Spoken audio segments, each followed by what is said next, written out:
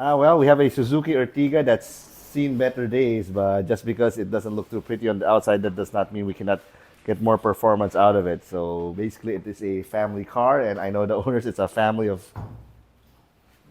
yeah, five. Yeah. Three kids, two parents. Yeah, family of five. So this is what they use for their groceries and out of town trips, and it's kind of yeah not very well taken care of, and that's why it's here. So what we did was we did the suspension works, it changed the engine mount. We still have to replace the valve cover gasket here because, as you can see here, there is a yeah that's oil over there. That black, that polka dotty stuff, that's oil. That's coming from here from the valve cover gasket. So we'll replace that also.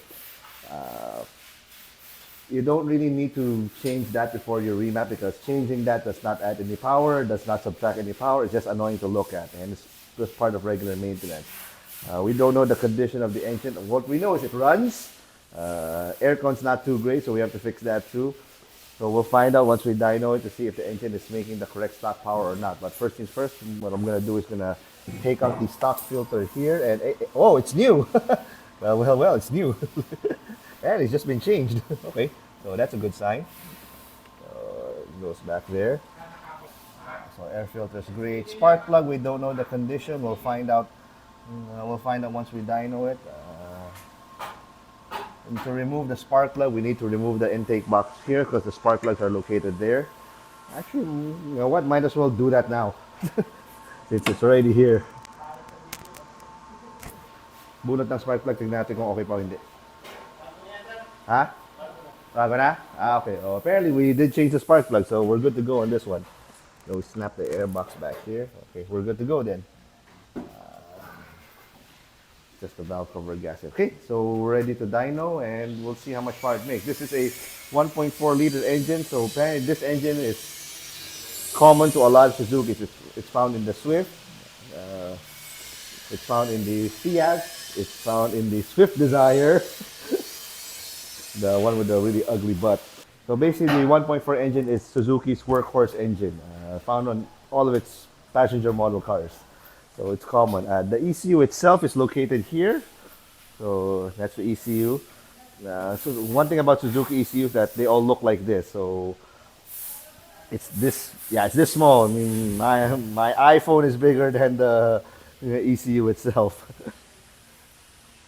But just because the ECU looks the same, it does not mean that you can take the ECU of this and transfer it to a Swift or a Ciaz. It doesn't work that way because every car has a unique immobilizer that comes with it. So usually, if it's the higher spec one, the immobilizer, the code is written into the ECU over there. So that connects with your key. So if you take a ECU from another car and you plug it in, the key and the ECU will not talk to each other. So you cannot do that. And to remap Suzuki vehicles, we need to remove the ECU. Good thing it's just here. It's kind of easy to remove. Just like the Hyundai, we need to remove it. We need to physically plug wires into the terminals to be able to remap it, not through the OBD. So we're gonna put it on our dyno now. So we're lifting it up. We're taking out the wheels. We're putting on our Dynapack hub dyno. This is a normal, I believe, 4-speed automatic. Might be 5, not too sure. In that case, doesn't matter if it's 4 or 5. We dyno it in mostly second gear. And this one has this one is PRND12. So we can dyno this here. We can dyno it in our roller dyno. The figures are a little bit different. Roller dynos are usually read about 10-15 horse lower because these things, each wheel is about 5 horse, so there's 2 of them. It takes power to turn and it sucks up power while it gets to the ground. One is not more accurate than the other. The 1 horsepower here is exactly 1 horsepower in the roller dyno as well.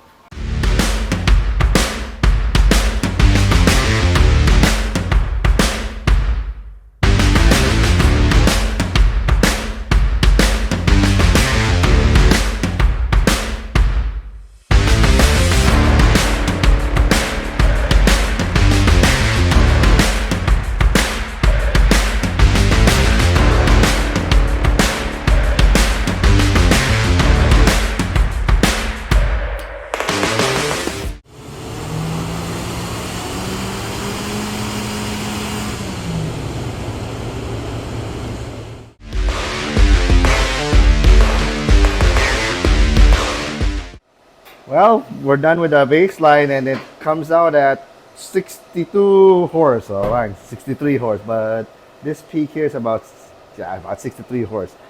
If you're surprised if this is kind of low, it's actually correct because quick googling, Ertiga 1.4 power comes out to be 94 horsepower. So typical front wheel drive like this, 30 sometimes 40 horses goes out the window because of drivetrain loss. So 95 minus 30 is 65 and 62. Quits. So this is not low, this is just right. So don't be surprised. And there's a 1.4. So let's say you drive a Vios, a 1.3. That's even lower. If you drive a Wigo, 1 liter, that's even lower. So that's the difference between what I like to term as brochure horsepower or BHP and wheel horsepower. Because you have to understand, when the manufacturer rates these things, so everything you see on the brochure, the engine is outside of the car. So when you measure the power, it's at the flywheel. So the point of measurement is actually here. Point of measurement is there. This whole thing here, starting from here up to here, this is the transmission. So inside there's obviously gears, there's transmission fluid, there's the clutch packs, there's the axle to be driven. So all of these things have a certain amount of weight, and you need power to turn it, and you need power to keep turning it. So take the measurement here as opposed to the measurement here, and there's two axles, and again, those have weight. So 30 horsepower loss for this is just about right, and it's actually on the high side. Most cars we see, like a Civic, gets about 40 horsepower loss. So it's not because the manufacturer is lying to you. It's just that the where they measure the power is different. So again, BHP, so correctly, it's called brake horsepower because how they measure this is using a brake. Because when they have the engine outside the car, they have it hooked up to fuel line, water line, throttle, electronic, etc. So there's a flywheel there, so it's spinning. There's a physical brake that stops the flywheel. Say red line is 6,000, so the brake prevents it from revving up to 6.1, 6.2, or 6.5. So it stops there. So the amount of power the brake applies is equal to the power being produced by the engine. So that's why it's called brake horsepower. And this is the ECU. We're gonna well, about to remove it, so we're gonna remove it right now.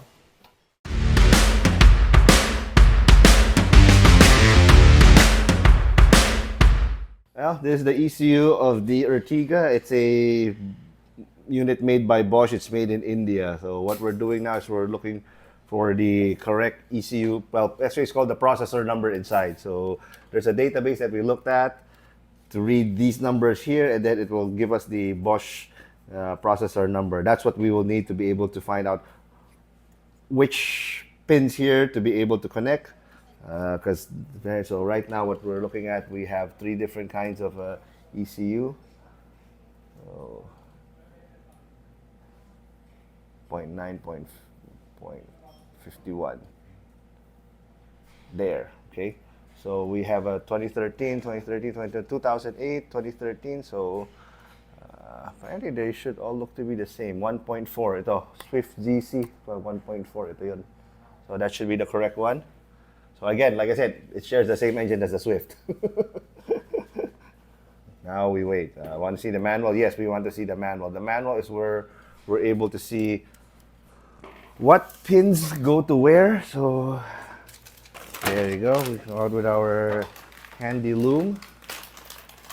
So this is the cable that plugs in, and then these are the colored wires that we will plug in there, and this is what tells us where to plug what wire. So that's a light blue wire, pink wire, red wire, green wire, white wire, and black wire. So you have to find where they are. So we have two red wires here.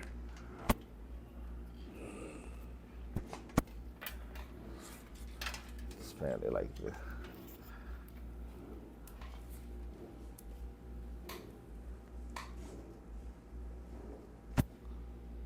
Then 1, 2, 3, 4, 5. 1, 2, 3, 4, 5. Right there. Green wire is 2.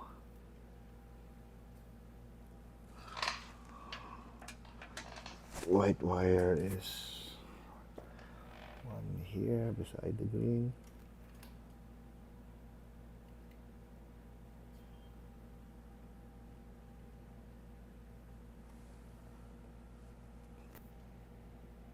Pink.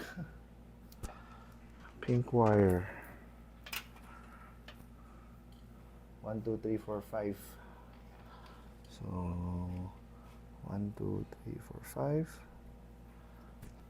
Oh, okay, light gray green wire. Ayun, ito, okay. Light blue wire, there you go. 1, 2, 3, 4.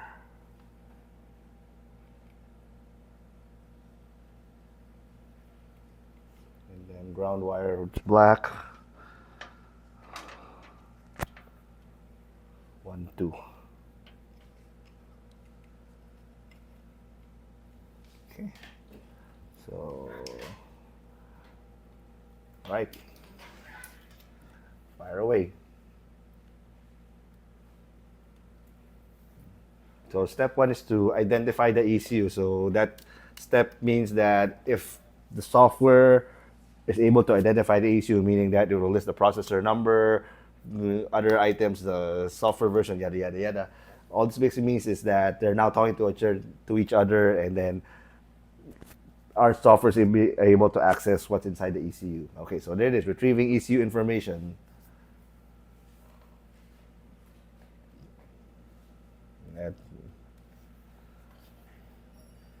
So once we see all of these things here, so there, we have the software number, we have all of this. This one comes out, so it said identification progress, identified correctly, disconnect. Okay, so that means we've identified it. So that's pretty much it.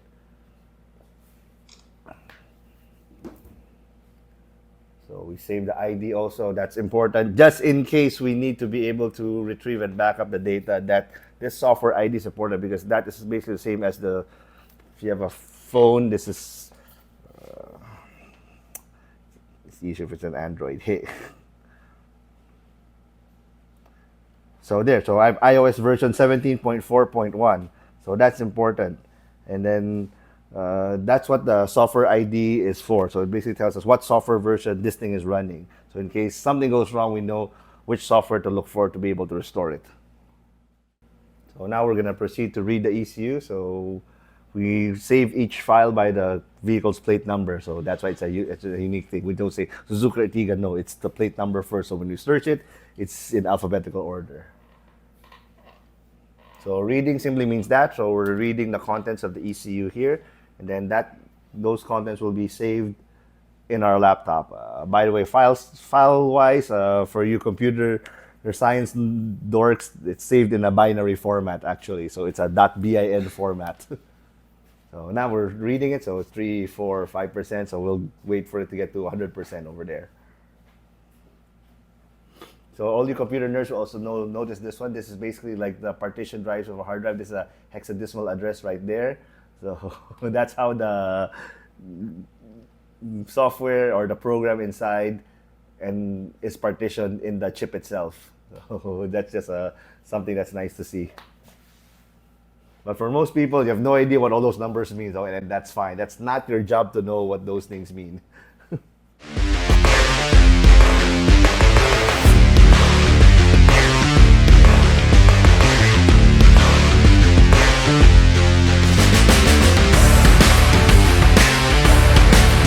Okay, we're done transferring our ECU data to the laptop, and then we're able to open it now in our editing software. So this is the editing software.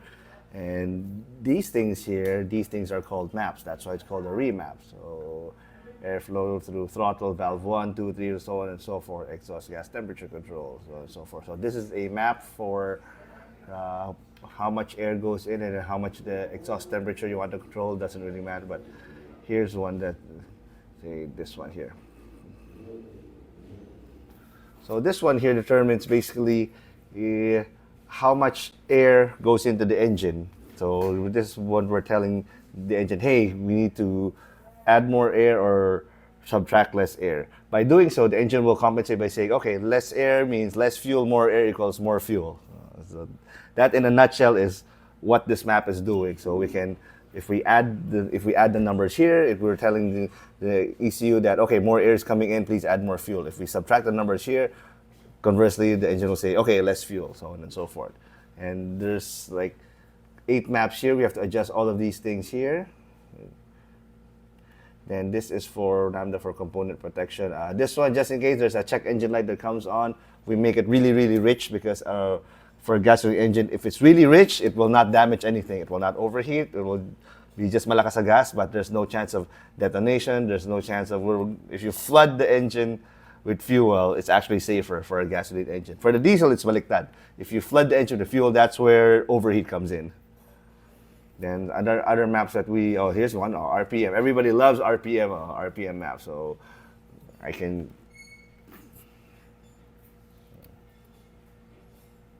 increase that to 6,000 RPM. We'll increase it to 6.5.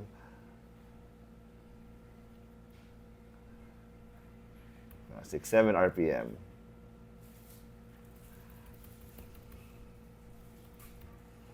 But here's the thing, just because I increase the RPM, that does not mean the engine will make more power. That's only a very, very modified Honda engine. That's only true for that. If you can have camshafts, valve frames, springs, valves, and all of that, and then you can rev it from, say, a stock of 8,000 RPM in a Civic SR to 9,000 or 9.5.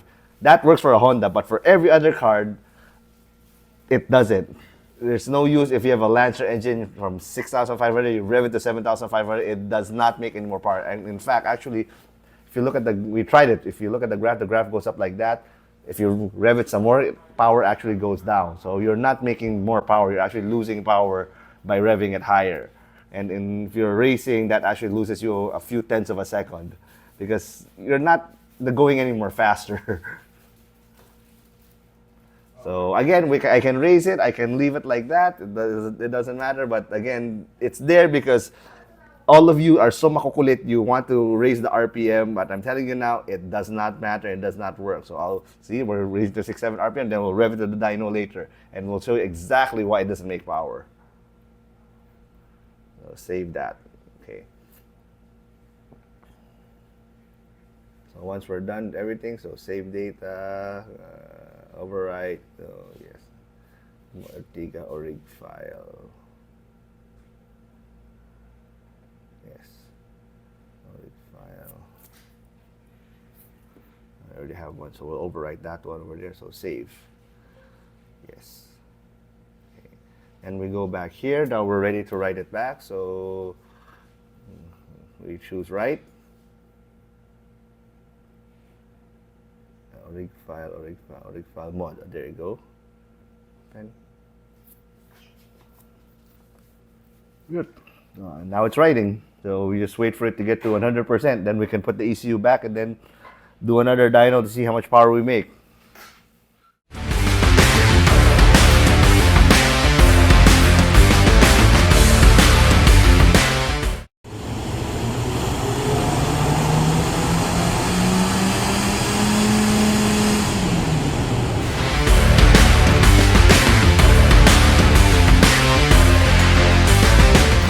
Alright, we're done with the remap and the results are quite significant for a 1.4 engine. So again, this is our stock. This is the stock horsepower at 62 horses.